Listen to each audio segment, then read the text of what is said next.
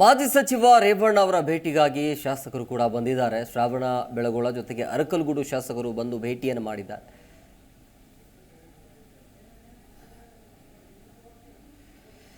ಬಂದಿದ್ದಾರೆ. ಇದರ ಜೊತೆಗೆ ಬಹಳ ಮುಖ್ಯವಾಗಿ ಕೃಷ್ಣ ಬೈರೇಗೌಡರು ಮಾತನಾಡಿರುವಂಥದ್ದು ಈ ಪ್ರಕರಣದ ವಿಚಾರವಾಗಿ. ಪ್ರಪಂಚದಲ್ಲೇ ಅತ್ಯಂತ ದೊಡ್ಡ ಲೈಂಗಿಕ ಹಗರಣ ಇದು ಅಂತ ವಿಧಾನಸೌಧದಲ್ಲಿ ಸಚಿವ ಕೃಷ್ಣ ಬೈರೇಗೌಡರು ಹೇಳಿದ್ದಾರೆ.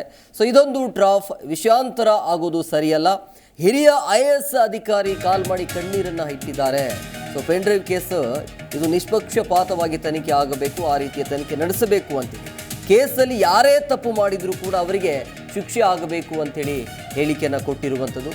ಒಂದು ಕಡೆ ಈ SIT ತನಿಖೆ ಮೇಲೆ ನಮಗೆ ನಂಬಿಕೆ ಇಲ್ಲ ಅಂಥೇಳಿ ಕುಮಾರಸ್ವಾಮಿ ಅವರು ಹೇಳ್ತಿದ್ದಾರೆ.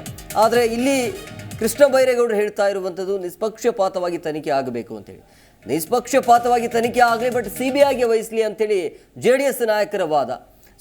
SITಗೂ ಕೂಡ ನಾವು ಫ್ರೀ ಹ್ಯಾಂಡ್ ಕೊಟ್ಟಿದ್ದೇವೆ, ಅವರಿಗೆ ಸ್ವಾತಂತ್ರ್ಯ ನೀಡಿದ್ದೇವೆ ಅಂಥೇಳಿ ಕಾಂಗ್ರೆಸ್ ನಾಯಕರು ಕೂಡ ಹೇಳ್ತಿದ್ದಾರೆ. ಇದೇ ವಿಚಾರವಾಗಿ ಕೃಷ್ಣ ಬೈರೇಗೌಡರು ಕೂಡ ಮಾತನಾಡಿದರು ಇವತ್ತು ವಿಧಾನಸೌಧದಲ್ಲಿ. ಇದೊಂದು ಟ್ರಾಫ್, ವಿಷಯಾಂತರ ಆಗೋದು ಸರಿಯಲ್ಲ. ಹಿರಿಯ IAS ಅಧಿಕಾರಿ ಕಾಲ್ ಮಾಡಿ ಕಣ್ಣೀರನ್ನು ಹಾಕಿದ್ದಾರೆ ಅಂಥೇಳಿ ಬೇಸರವನ್ನು ಹೊರಹಾಕಿದ್ದಾರೆ. ಈ ಕೇಸಲ್ಲಿ ಯಾರೇ ತಪ್ಪು ಮಾಡಿದರೂ ಕೂಡ ಅವರಿಗೆ ಶಿಕ್ಷೆ ಆಗಬೇಕು ಅಂತ ಹೇಳಿದ್ದಾರೆ. ನನಗೆ ಆಸಕ್ತಿ ಇರೋದು, ಮತ್ತೊಮ್ಮೆ ಹೇಳ್ತಾ ಇದ್ದೇನೆ, ಯಾರ ಚಾರ್ಜು, ಯಾರ ಕೌಂಟರ್ ಚಾರ್ಜು, ಯಾರ ಮನೆ, ಅದ್ಯಾವುದು ಮುಖ್ಯ ಅಲ್ಲ. ಇಲ್ಲಿ ನಾನು ಹೇಳಿದ್ದನ್ನೇ ಮತ್ತೆ ರಿಪೀಟ್ ಮಾಡ್ತಾ ಇದ್ದೀನಿ, ಅನ್ಯತಾ ಭಾವಿಸಬೇಡಿ. ಪ್ರಪಂಚದ ಅತಿ ದೊಡ್ಡ ಲೈಂಗಿಕ ದೌರ್ಜನ್ಯ ಪ್ರಕರಣ ಇದು.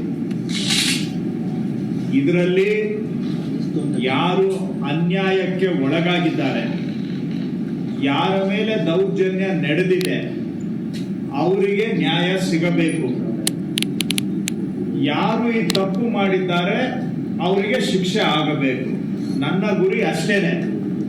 ನಾನು ಎಲ್ಲರಿಗೂ ಮನವಿ ಮಾಡಿದ್ದು, ಇದರಲ್ಲಿ ಯಾರ ಕುಟುಂಬದವರಾದ್ರೂ ಇರ್ಬೋದು, ನಾನು ಇರ್ಬೋದು, ನನ್ನ ಪಕ್ಷ ಇರ್ಬೋದು, ನನ್ನ ಸರ್ಕಾರ. ಜಿ ಕನ್ನಡ ನ್ಯೂಸ್ ಈಗ ನಿಮ್ಮ ಮನೆಯಲ್ಲೇ ನೋಡಿ. ಎಲ್ಲ ಕೇಬಲ್ಗಳಲ್ಲಿ ಈಗ ಲಭ್ಯ.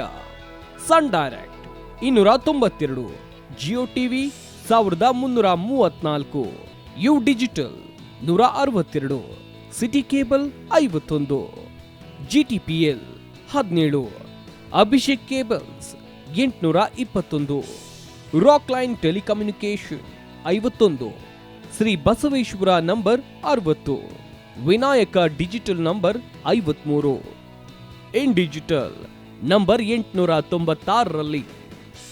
ನಿಮ್ಮಿಸ್ತದ ಜಿ ಕನ್ನಡ ನ್ಯೂಸ್ ನೋಡಿ ಆನಂದಿಸಿ.